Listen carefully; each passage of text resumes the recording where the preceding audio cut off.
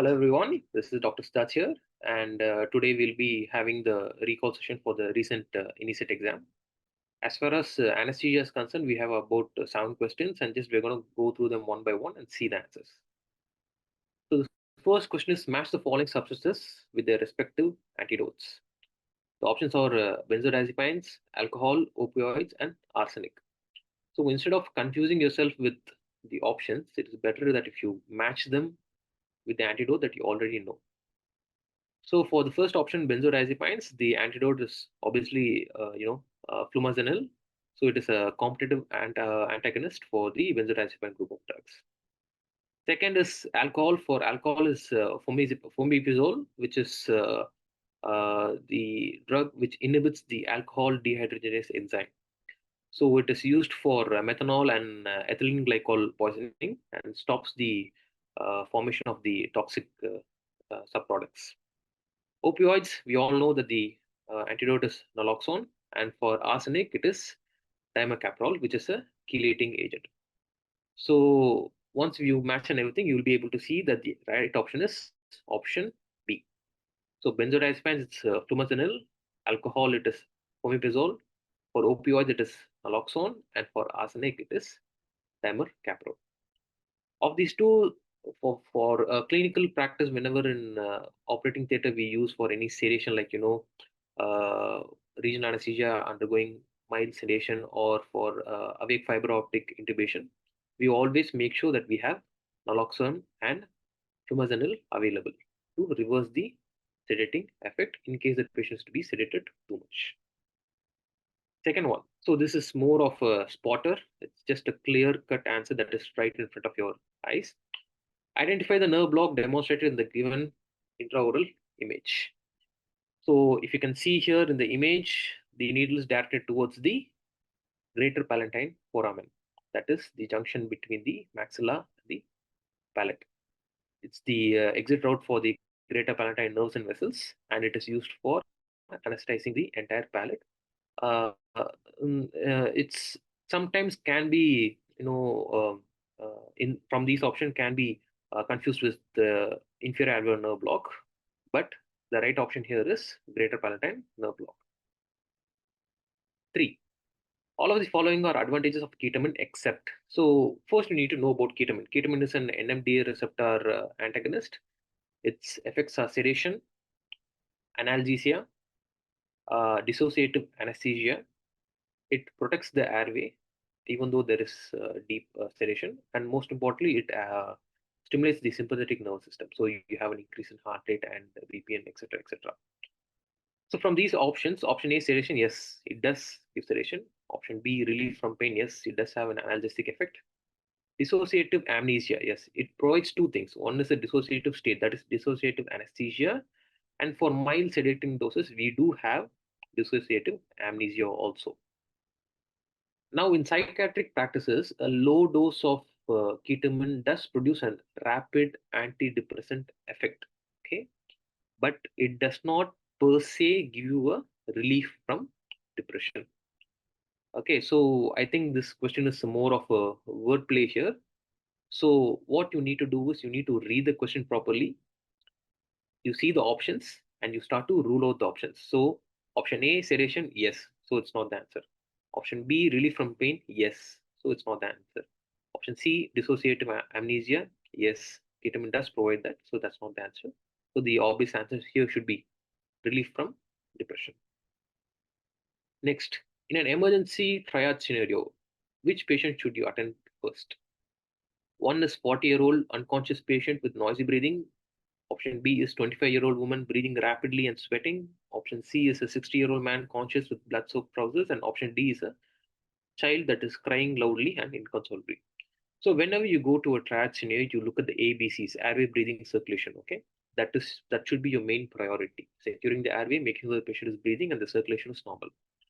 Now from the options that are given here, A, B, C, D, option C and option D, I think everybody would agree with me, are not emergent. Okay, not like it's not something that you need to immediately address to. So the main confusion is between A and B. Okay, 40-year-old unconscious patient with a noisy breathing and a 25-year-old woman breathing rapidly and sweating.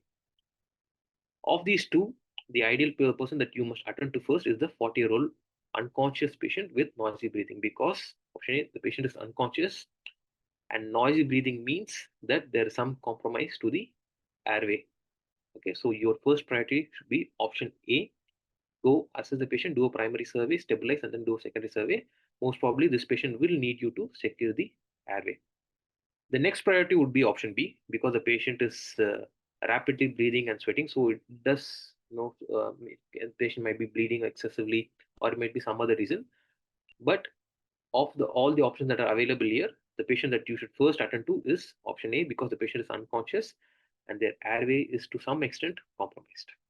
Okay, next question. Question number 5. Which of the following statements regarding ketamine when used along with another induction agent is incorrect? A. Produces a dissociative state. B. Enhances the induction effect.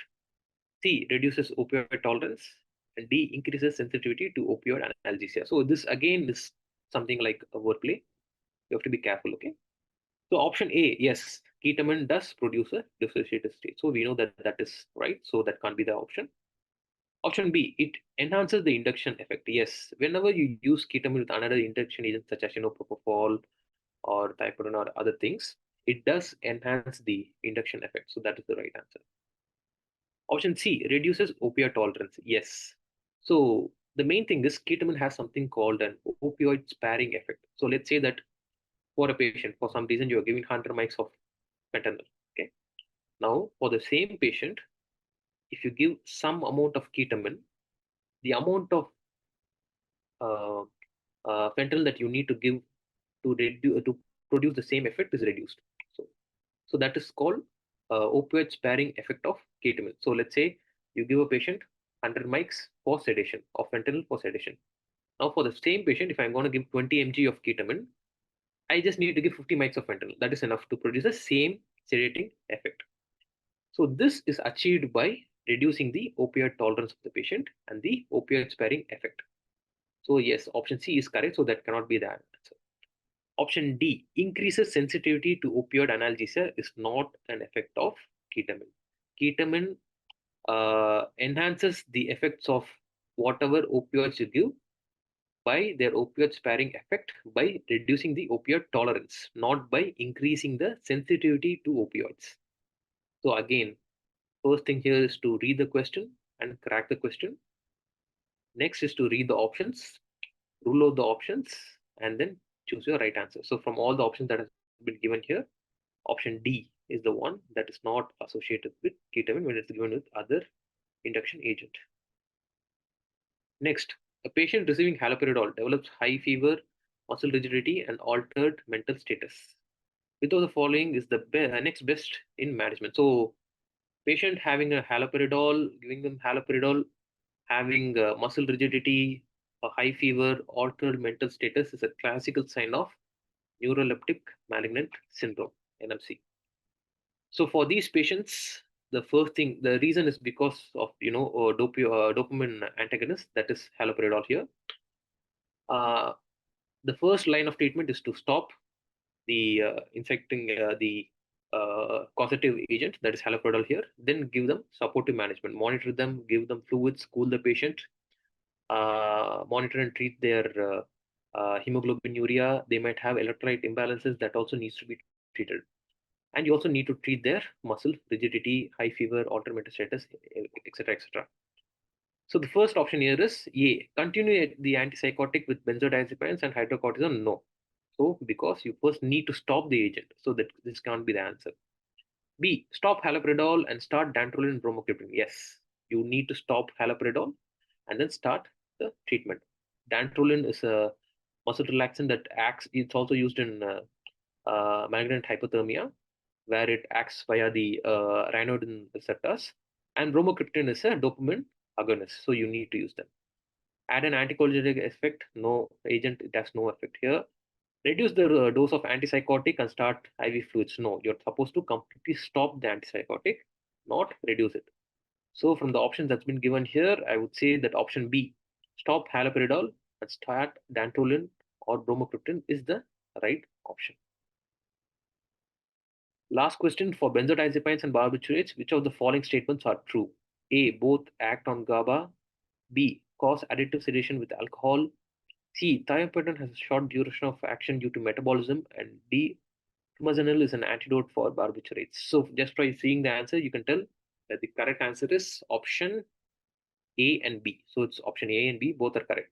Both benzodiazepine and barbiturates act via the GABA channels. And yes, they do cause additive sedation when used with other substances.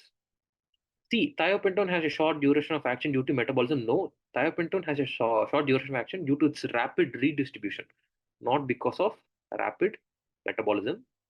And D, flumazenil is an antidote for benzodiazepines, not for barbiturates. So the correct answer would be option A and option B, which is option A here. So that brings us to the end of the recall session. So the main thing that you need to understand here is not knowing the right answer. Okay. Uh, just because you know the right answer does not mean that it will be tailor made for you to get the right answer. The first thing is to read the question properly, crack the question, because in the question they might have some some loopholes.